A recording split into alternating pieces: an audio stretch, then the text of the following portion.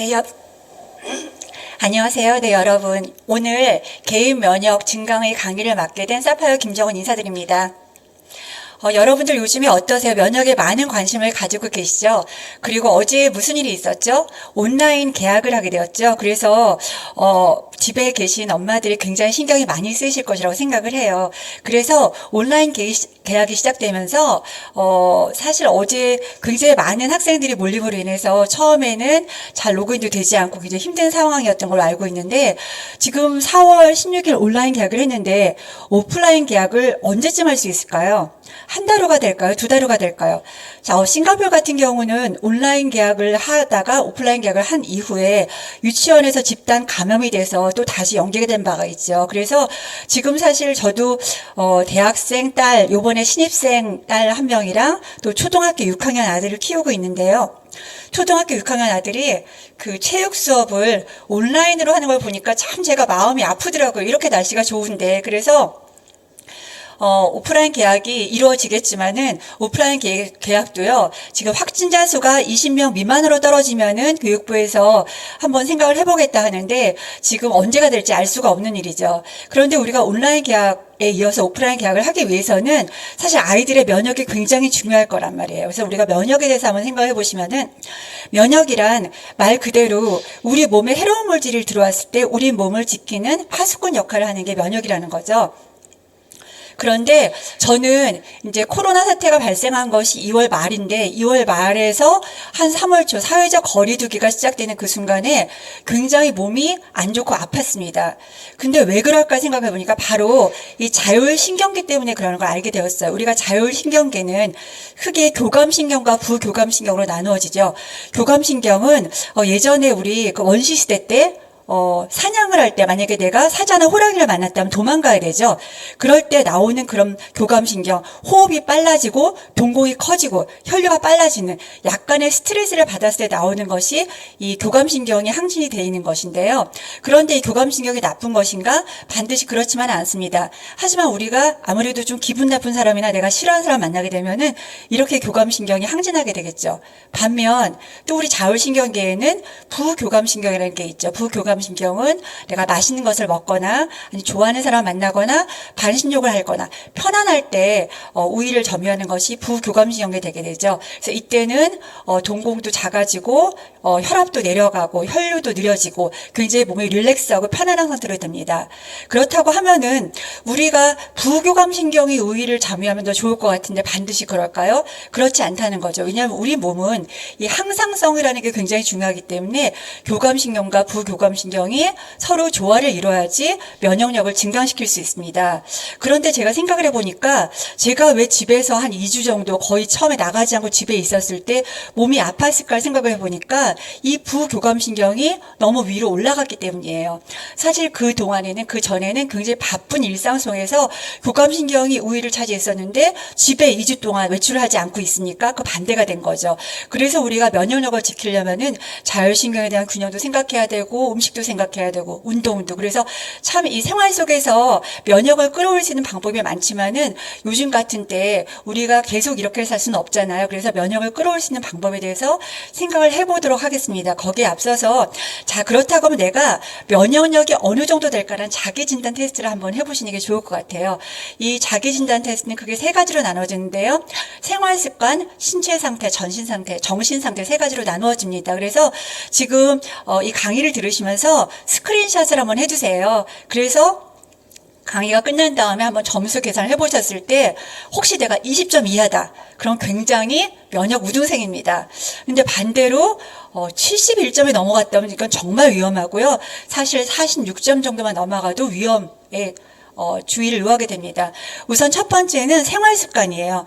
식사가 불규칙하다든지 아니면은 음주를 자주 한다든지 생활 리듬이 깨져 있다든지, 특히 요즘 같은 때 생활 리듬이 깨져 있는 분들 많으시죠. 왜냐하면은 특히 재택근무를 하시거나 아니면 학생들 같은 경우도 꼭 학교를 가지 않아도 되니까.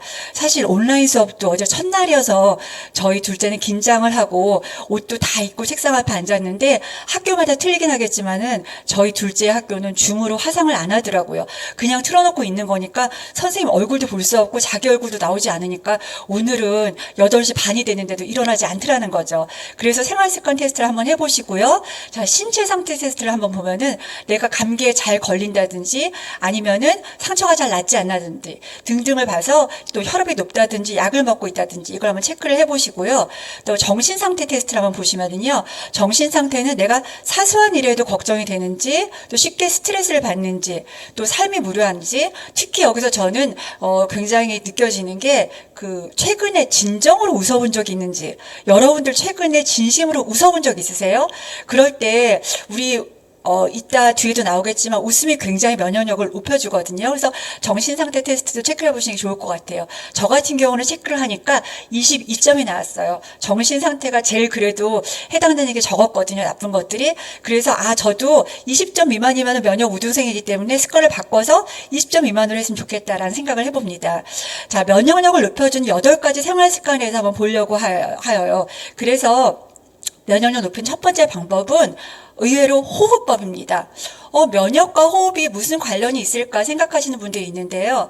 자, 우리가 보통 호흡을 크게 둘로 나눠지죠. 입으로 하는 구강호흡과 코로 하는 비강호흡입니다. 비염이 있는 분들은 코가 막혀있기 때문에 평상시에 주무실 때도 입을 벌리고 싶으시는 경우가 많죠.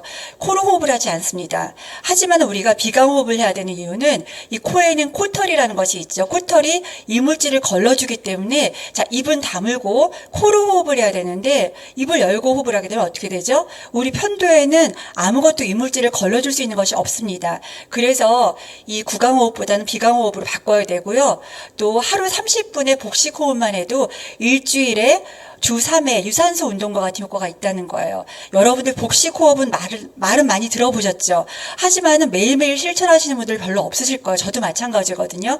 근데 제가 호흡에 대해서 공부를 하다가 정말 놀라운 사실을 알게 돼서 복식호흡을 하루에 10분이라도 해야겠다는 생각을 하게 됐어요. 복식호흡은 말 그대로 배의 근육을 움직여서 횡격막을 신축시키는 그런 호흡법이거든요. 그래서 우리가 호흡에는 크게 흉식호흡과 복식호흡으로 나눠지는데 흉식호흡은 생명력을 낮추는 호흡이라고 합니다. 폐가 수축되는 호흡이죠. 코로나가 어떤 질병이죠? 폐랑 연관되죠. 흉식호흡을 하시면은 아니 됩니다. 그래서 하루에 한 번이라도 하지만 우리가 바쁜 생활 속에서 복식호흡을 하기 쉽진 않아. 하지만은 복식호흡을 하면은 수명을 늘리는 건강법이 되는데 구체적으로 복식호흡이 어떤 건가를 보면요. 자, 숨을 잘 쉬는 복식호흡법. 아나운서들이 주로 복식호흡을 많이 하거든요. 그래서 지금 이제 TV 방송 잠깐 캡처를 했는데 복식호흡을 오늘 한번 실천을 해보세요. 가장 쉽게 하실 수 있는 방법은 일단 집에서 방에서 누우신 다음에 배 위에 무거운 책을 한 3권 정도 올려놓아 보세요. 처음에 3권이 너무 무겁다 하면 한두 권 정도. 그래서 자, 코로 숨을 들이마시면서 배를 부풀리면서 이 책이 올라가는 걸 확인을 합니다. 그 다음에 입으로 천천히 숨을 내쉬면서 다시 책이 내려가는 것을 확인을 합니다. 자, 그렇게 되면은 횡격막이 수축하면서 복근을 강화하는 그런 역할을 하게 되고요. 이런 호흡이 금방 이루어지지 않겠죠. 시간이 걸리겠죠. 한 번 쉬는데. 그래서 호흡과 수면과의 관계를 보면요. 제가 이걸 보면서 굉장히 재밌다고 생각을 했는데요. 여러분들 보면은 집에서 강아지들 많이 키우시죠. 강아지들이 호흡을 어떻게 하죠? 굉장히 빠르게 하죠. 빠르게 해서 강아지들은 분당 호흡수가 1분에 80 내지 90회라고 합니다. 평균 수명은 강아지들이 오래 살면 요즘에 한 20년 살죠. 18년 정도만 살아도 굉장히 장수했다고 하는데요. 자, 사람을 볼까요? 사람은 분당 호흡수가 보통 20에서 30번이거든요. 그럼 이제 평균 수명 이제 80을 넘어서 이제 100세 시대죠. 자, 이렇게 되는데 그럼 우리 주변에서 오래 사는 동물이 뭐가 있을까요? 우리가 뭐 십장생도 있고 하는데 자, 코끼리를 보면요. 코끼리는 분당 호흡수가 5번 내지 6번이라고 해요. 즉 다시 말하면은 호흡을 한 번 하는데 드는 시간이 20초 정도란 20초보다도 더 한 15초에서 20초라는 거죠. 평균 수명이 무려 150에서 200년입니다. 이보다 더 오래 사는 동물이 뭐가 있을까요? 자, 거북이입니다. 거북이는 분당 호흡을 2-3번밖에 안 한대요. 한 번 호흡할 때 2번 호흡한다고 하면 30초 동안에 숨을 한 번밖에 안 쉰다는 거죠. 그런데 무려 300년을 삽니다. 우리가 1분에 호흡을 2-3번 할 수는 없지만은 너무 바쁘게 급하게 호흡을 하는 것보다는 하루에 주무시기 전에 복식 호흡을 10분 정도라도 하시는 것이 굉장히 좋고요. 두 번째는 저작법입니다. 저작법이라는 게 뭘까요? 씹는 방법이죠. 저도 그렇지만 여러분들 혹시 생각해 보세요. 내가 음식을 먹을 때 오른쪽이나 또는 왼쪽을 한쪽만으로 씹고 있지 않은가를 한번 생각을 해보시고요. 요즘에 셀카 촬영 많이 하시잖아요. 내 얼굴을 찍었을 때 내가 비대칭인지 대칭인지를 한번 보시면은 많은 분들이, 어린아이들 말고 특히 30대 이후의 성인들은 얼굴이 대부분 한쪽이 이렇게 비대칭으로 되어 있습니다. 그 이유가 뭐냐면은 이 씹는 방법 때문에 그러거든요.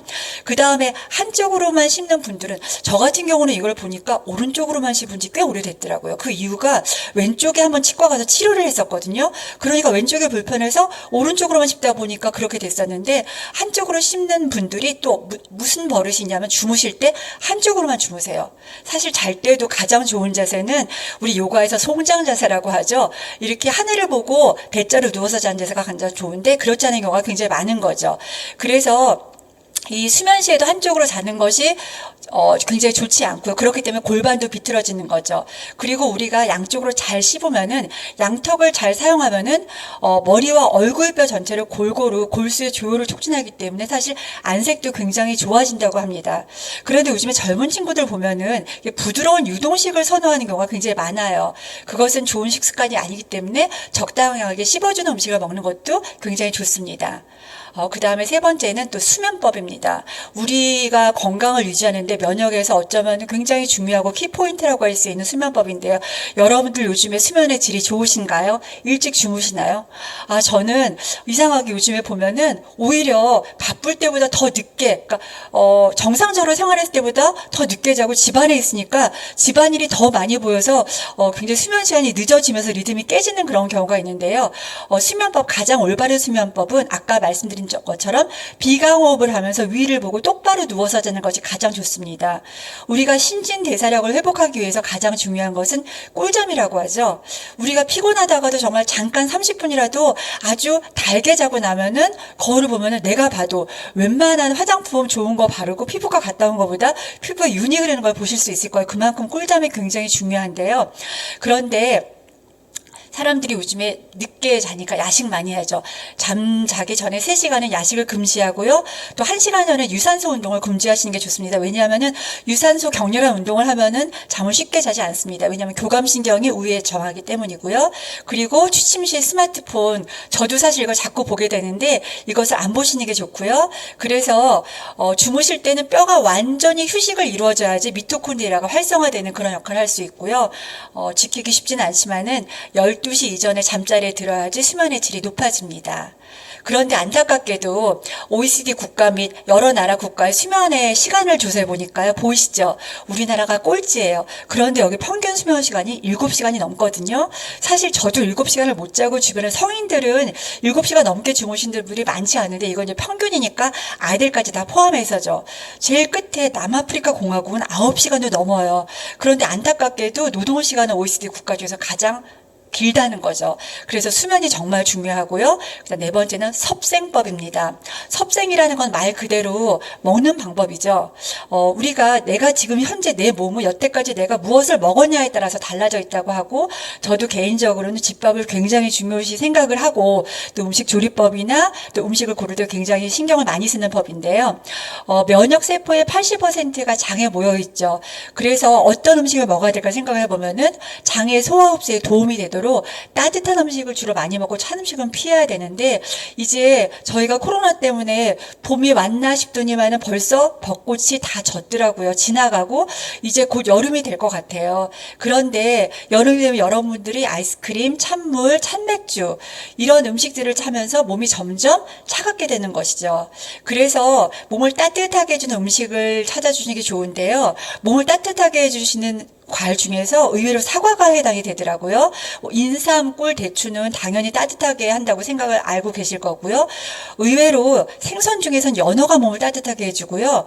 단호박, 연근 같은 야채도 몸을 따뜻하게 해주는 음식이라고 합니다. 자, 5번째는 운동법입니다. 운동을 하시고 뭐 헬스나 규칙적으로 운동을 하시던 분들도 요즘에 사회적 거리두기 때문에 운동을 못 하실 거예요. 저도 사실 운동을 정말 안 하는데 요번에 딸이 대학에 입학을 하면서 제 버킷리스트 중에 하나가 딸과 함께 요가를 배우는 거였거든요. 그래서 1월에 요가를 끊어가지고 열심히 딸과 함께 배우다가 2월 달에 이제 코로나 사태 때문에 지금 이제 요가를 가지 못하고 집에서 하고 있는 중인데요. 규칙적으로 가벼운 운동, 주 3회 유산소 운동을 30분 정도 하는 것이 좋죠. 그래서 할 수만 있으면 동네에서 빠르게 걷는 운동 가장 좋겠고요. 또 집에서 쉽게 할 수 있는 스트레칭, 요가로 몸의 흐름을 단절되기 때문에 그 흐름을 좋게 해주는 게 좋습니다. 저는 사실 개인적으로 어떤 생각을 했냐면요. 뉴스를 봐도 경제 흐름이 다 단절되어 있죠. 움직이지가 않는 거예요. 몸도 제대로 움직이지 않으니까 뭔가 흐름이 되어 있지 않고, 흐르지 않으면 어떻게 되죠? 고이죠. 고이면 썩게 되죠. 이게 우리 몸의 문제뿐만 아니라 경제도 마찬가지고 지금 전 세계가 다 마찬가지인데 집에서라도 스트레칭을 해줘서 몸을 잘 흐르게 해주는 게 굉장히 중요하다는 생각을 합니다. 그래서 제가 뭐 이게 온라인 강의이기 때문에 또 제가 뭐 운동도 못하는 자세를 보여드릴 수는 없고, 그래서 제가 요즘에 집에서 하고 있는 요가 자세 몇 가지를 여러분들과 함께 나누면서 추천해 드리고자 합니다. 예, 처음에 말씀드리려고 하는 자세가 견상 자세예요. 제가 요가를 배우다 보니까 많은 자세들이 이 동물들의 모양을 흉내낸 자세들이 많더라고요. 견상 자세는 영어로는 다운독 자세라고 해서 강아지가 이렇게 위로 올리고 있는 그런 자세인데요. 이 견상 자세는 사실 물구나무 서기가 굉장히 몸에 좋은 건 아시죠? 그런데 그래서 좋은 걸 알아서 저희 동네 공원에도 물구나무 서기 하는 기구가 있어요. 그런데 얼마 전부터 가보니까 이제 그 기구도 다 끈으로 묶어놔서 하지 못하게 되어 있더라고요. 그렇다고 제가 요가 초년생인데 물구나무 서기 잘못했다 다치면 안 되겠죠. 하나의 견상 자세는 이 그림에서 보시면 알겠지만, 자, 머리가 심장 아래로 내려가 있어요. 우리가 늘 머리가 심장 위로 올라가 있죠. 그렇기 때문에 이 자세를 해주면요, 척추 교정도 되고요, 장 기능도 활성화되고, 그 다음에 제가 이 자세를 몇 번 하니까 굉장히 머리가 시원해지더라고요. 제가 사실 잘 움직이지도 않으면서 이렇게 어깨 같은 데가 뻐근하고 집안일 하면서 하면은 이 집에 있는 안마 의자에 30분 이렇게 누워 있었는데, 안마 의자에 30분 누워 있는 것보다요, 견상 자세 3, 4분 하니까 몸이 훨씬 시원한 거예요. 그래서 추천을 해드리고, 이게 조금 익숙해지시면 다리도 한번 뒤로 뻗어 보시면 굉장히 좋을 것 같고요. 그 다음에 두 번째도 추천해드리고 싶은 자세가 코브라 자세입니다. 자, 이 자세는 말 그대로 코브라가 머리를 드는 자세인데요. 이 자세는 어디에 두냐면은 소화 기능에 굉장히 좋아요. 소화가 잘 안 된다거나 변비가 있는 분들한테 굉장히 좋습니다. 우리가 또 집에 있다 보면 요즘에 살이 찌는 분들이 굉장히 많죠. 소화도 잘 안 되는데 또 먹고 또 먹고. 코브라 자세 굉장히 좋습니다. 그 다음에 쟁기 자세는 저도 이거를 학원에 있는데 저는 이 발이 땅에 안 닿더라고요. 그런데 이 쟁기 자세는 척추를 강화하고 굉장히 좋은 자세인데요. 조심하실 게, 쟁기 자세는 물구나무 못지않게 경추를 다칠 수 있는 자세이기 때문에 목 디스크가 있는 분들은 조심해서 하시는 게 좋다고 합니다. 자, 그 다음에 귀여운 고양이 그림이죠. 고양이 등펴기 자세예요. 이 자세를 해주시면 우리가 거북목이나 꾸부정한 자세나 어깨나 관절을 이완할 수 있는 굉장히 좋은 자세입니다. 자, 비둘기 자세는요, 요즘에 여고생들 보면은 이 생리통에 있는 여고생들 굉장히 많거든요. 저희 딸도 생리통에 있는 편인데, 이 골반 교정을 하거나 생리통이 있을 때 굉장히 좋은 자세입니다. 낙타 자세예요. 사실 이 동물 중에서 낙타가 굉장히 허리가 강화된 동물이라고 해요. 왜냐면 우리가 낙타 타잖아요. 그렇죠? 그런데 이 동작을 제가 좀 해보려고 하는데 저는 아직은 안 되더라고요. 하는데 복근을 강화시키고 허리를 강화하는데 굉장히 좋은 자세가 낙타 자세입니다. 오늘 여러분들 이런 자세를 보시면서 힘들고 무리한 걸 하지 마시고 내가 한번 해봐야겠다라는 걸 한번 시도해 보시면 좋을 것 같고요. 요 삼각 자세는 학생들 집중력 강화에 굉장히 좋아요. 그래서 어렸을 때부터 이 자세를 좀 하게 해주면 집중력을 강화시킬 수 있고요. 나무 자세는 말 그대로 균형을 잡아야 되잖아요. 그래서 균형 잡을 때 굉장히 좋은 자세입니다. 자, 아치 자세. 아치 자세는 저는 아직 되지 않아요. 그런데 저도 그렇고 제가 자세가 별로 이렇게 똑바르고 그 다음에 좀 약간 구부정한 그런 편이어서 그 이유를 보니까 제가 초등학교 5, 6학년 때 거의 1년에 한 12cm, 13cm가 크면서 또래보다 키가 갑자기 너무 큰 거예요. 그러니까 약간 키가 너무 커서 제가 이렇게 구부정한 자세가 된 게, 그게 제가 중학교 때도 계속 선생님한테 지적을 받았던 건데, 자, 아치 자세를 보시면 어때요? 구부정한 거에 반대 자세죠. 그렇기 때문에 이 허리를 곧게 펴줄 수 있는 그런 자세고요. 옆에 있는 반달 자세는 여러분들이 빼기 힘든 겨드랑이 살, 옆구리 살을 굉장히 효율적으로 뺄 수 있는 그런 자세인데, 반달 자세 보기는 쉬우시죠? 이 방송 끝난 다음에 한번 해보세요. 그렇게 쉽지 않거든요. 그래서 반달 자세도 굉장히 좋은 자세고요. 그 다음에 아기 자세. 애기 너무 예쁘죠? 애들이 잘 때 이렇게 자잖아요. 그런데 성인이 돼서는 이렇게 자는 경우 없는데, 자, 이 자세를 해주시면은 이게 엄마 뱃속에 자궁에 있는 자세라고 해요. 릴렉스 되고요. 몸을 이완시킬 수 있는 이런 자세이기 때문에 오늘 쭉 보시면서 다른 것보다도 제가 가장 추천해주고 싶은 자는 제일 처음에 견상 자세입니다. 그 자세부터 한번 해주시면은 좋을 것 같아요. 그 다음에 6번째는 충분한 일조량이죠. 사실 요즘에 너무 날씨 좋지요. 그래서 춥지도 않고 덥지도 않기 때문에 꼭 하루에 한두 번은 햇빛 좋을 때 나가서 산책을 하시는 게 좋고요. 신진대사를 원활하게 하려면 햇빛을 충분히 쬐야 되고요. 우리가 사실 아파트 생활하면서 빨래도 바깥에 널지 못하지만, 사실 예전에 저 어렸을 때 보면은 빨래 정원에서 말리면은 이렇게 광목으로 된 이불도 뽀송뽀송하게 말리면서 살균 효과가 있죠. 그 다음에 뼈와 피부를 튼튼하게 해주고, 또 햇볕을 보면은 우리가 세로토닌이 장에서 분비가 잘 돼서 밤에 멜라토닌이 나올 수 있는 숙면이 위도가 되고 간 기능도 강화가 되죠. 그런데 이 태양광선은 미토콘드리아를 활성화시킬 수 있는 중요한 역할을 하는데, 한국인의 평균 비타민 D 농도를 보니까 어때요? 평균 비타민 D 농도가 18.4 나노그램 밖에 되지 않습니다. 자, 결핍이 20 나노그램인데 그럼 대부분의 사람들이 20 미만이라고 해요. 제가 비타민 D 혈중 농도를 건강검진하면서 체크를 해보니까 제가 22가 나왔거든요. 의사 선생님이 이 정도면 굉장히 양호하다고 그랬어요. 어떤 분들은 그분이 말씀하시는데 5가 나온 분도 있대요. 5 나노그램. 그래서 그 의사 선생님이 그랬대요. 동굴에서 생활하시냐고. 그래서 정말 햇빛을 보는 게 굉장히 중요하고요. 비타민 D가 왜 이렇게 중요하냐면은, 비타민 D가 부족했을 때 나타나는 결핍돼서 나타나는 증상이 암부터 시작해서 심혈관계 질환, 보니까 굉장히 많은 질환들이 비타민 D 부족에서 나온다고 해요. 그래서 기적의 비타민 D라는 책에 보면 실제로 미국의 내과 의사들이 가장 추천하는 제품이 비타민 D고요. 뉴트라이트에서 나오는 비타민 D는 식물 중에서 거의 유일하게 비타민 D를 함유한 버섯 유래 비타민 D예요. 근데 버섯도 그냥 버섯이 아니라 사실 자연광에서 말려줘야지 비타민 D가 많이 나온다고 하는데, 자연광과 가장 유사한 환경에서 말린 그런 제품이고요. 일일 영양 기준치의 2.5배인 1000IU가 들어가 있습니다. 그런데 요즘 같은 경우에는 저는 비타민 D가 사실 이게 하루에 한 알인데요. 하루에 3알 내지 4알 정도 먹고 있습니다. 왜냐하면 지금은 긴급 상황이기 때문에 비타민 D가 평상시보다 굉장히 많이 필요하기 때문이죠. 자, 그 다음에 마음의 평안함을 유지하는 것이 또한 면역력을 강화시키는데 굉장히 좋습니다. 자, 감사함, 긍정적인 생각은 질량이 없는 생명 에너지라고 해요. 그래서 이런 기운은 대뇌 변연계. 자, 대뇌 변연계라고 하면 사춘기 때 굉장히 많이 불안정하고, 그 다음에 이 감정 기복이 높은 그런 부분인데, 우리가 평안함을 유지하면은 변연계도 좋은 역할을 미치고요. 그 다음에 특히 웃음이 가장 대표적인 플러스 에너지라고 하죠. 아까 면역 생활 습관에서 최근에 진정으로 웃어본 적이 있나요라는 얘기를 들으셨죠? 테스트에서. 그래서 한번 어떤 방법으로도 한번 내가 실컷 웃어보는 것도 되게 좋을 것 같아요. 그런데 사실 이런 분들 많이 말씀하세요. 요즘에 웃을 일이 있어야지 웃지 않은데 뇌는 속는다고 해요.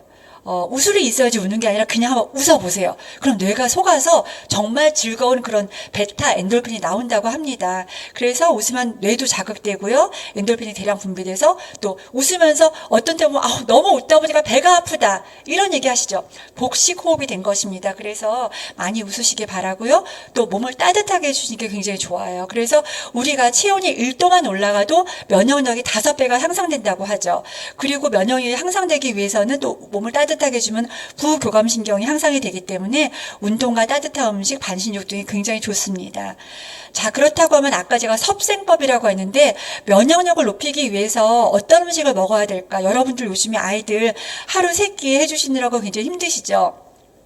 힘이 드시지만은 그래도 기왕 장바구니 들고 마트에 가셨을 때 오늘 기왕이면 면역력을 높이는 식사법을 들으시고 여기 나와 있는 제품들을 그래도 그 장바구니에 담으시면 좋겠죠. 제일 첫 번째는 전체 식품을 먹는다는 거예요. 전체 식품이 뭘까를 생각하면 말 그대로 식품 하나에 하나의 생명체가 다 들어가 있는, 영양소가 가득 차 있는, 예를 들면은 뼈째 먹는 생선이라든지 백미가 아니라 현미라든지 콩깨와 같이 실제로 뿌렸을 때 발화가 되는 그런 제품들을, 그런 식품들을 말하는 거죠.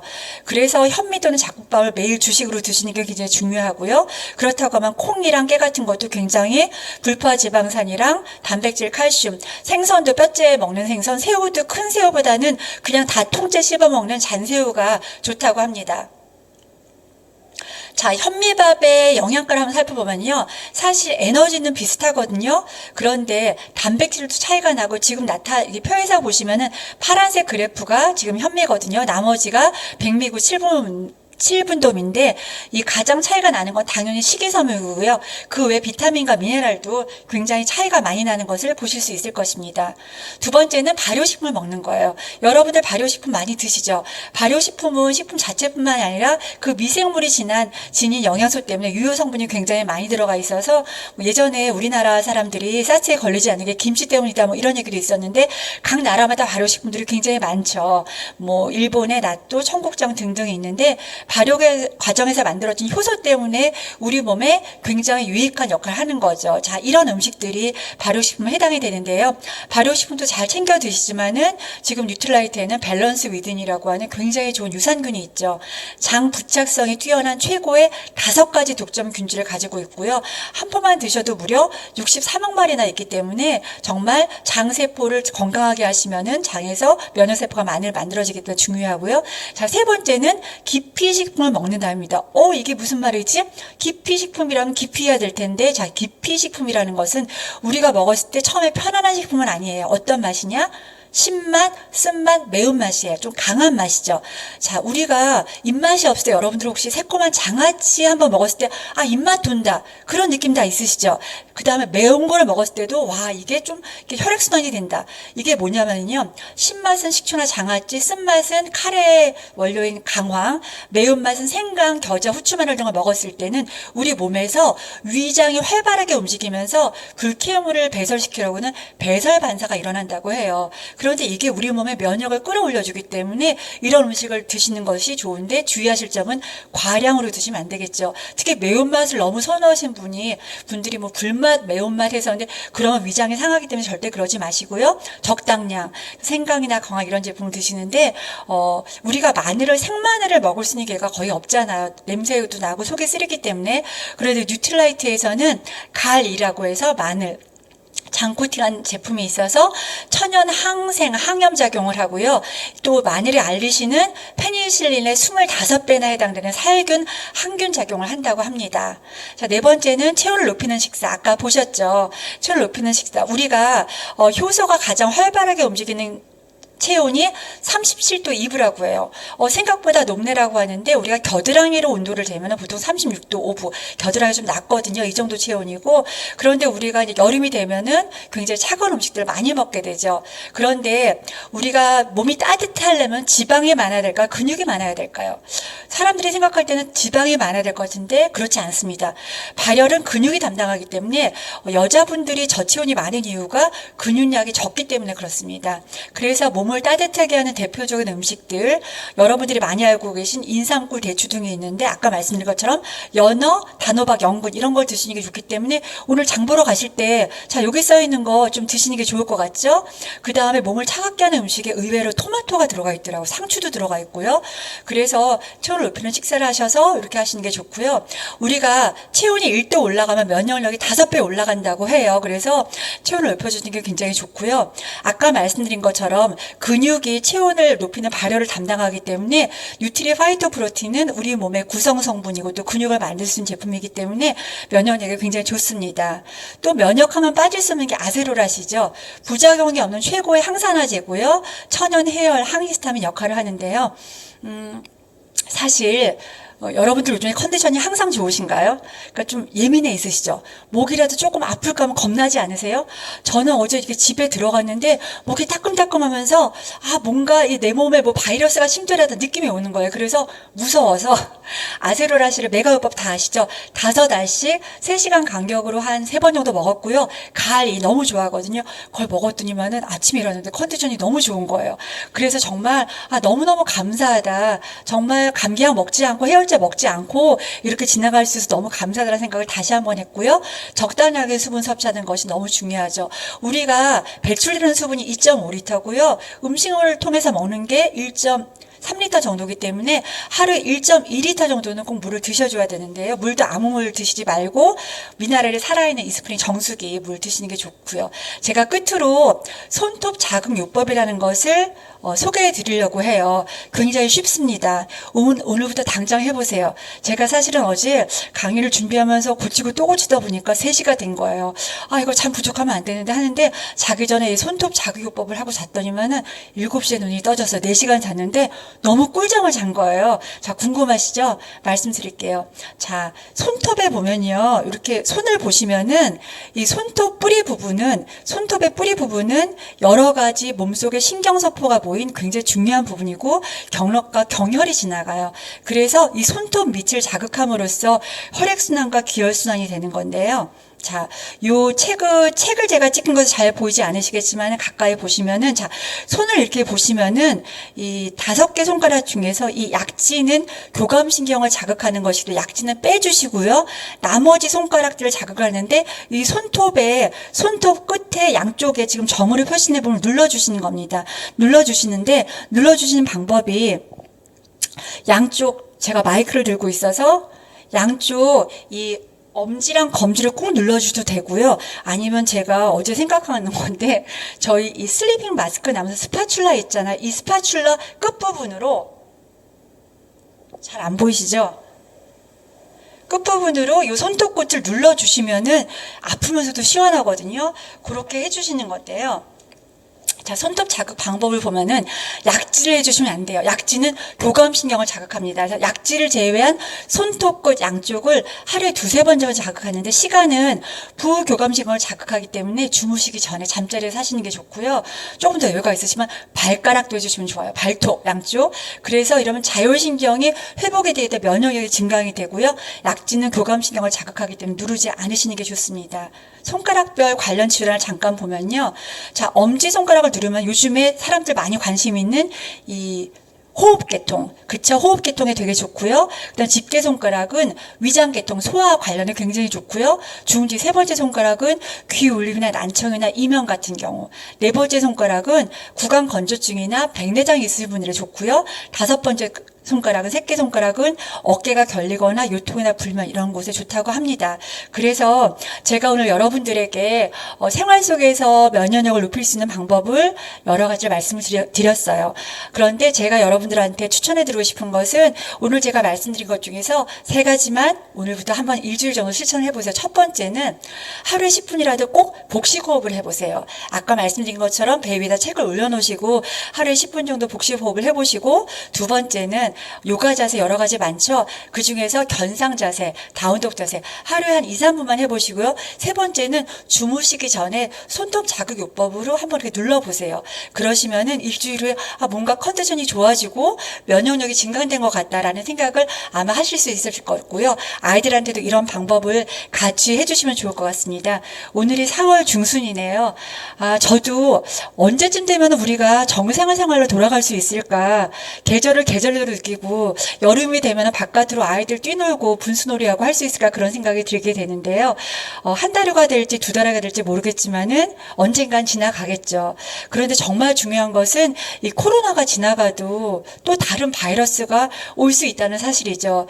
그래서 우리가 이번 일이 지나가도 여기서 끝나는 것이 아니라 저는 2020년이 시간이 흐른 후에 굉장히 정말 중요한 모멘텀이 되는 시간이라고 생각을 해요. 여러 가지 의미에서. 그래서 제가 오늘 말씀드린 이 면역법 여러분들 모두 다 실천하시면서 오늘은 온라인 미팅으로 만나 뵙지만은 조만간 5월이나 6월에 건강한 모습으로 오프라인 미팅에서 반가운 모습으로 만나 뵀으면 좋겠다라는 것을 기원해 봅니다. 감사합니다.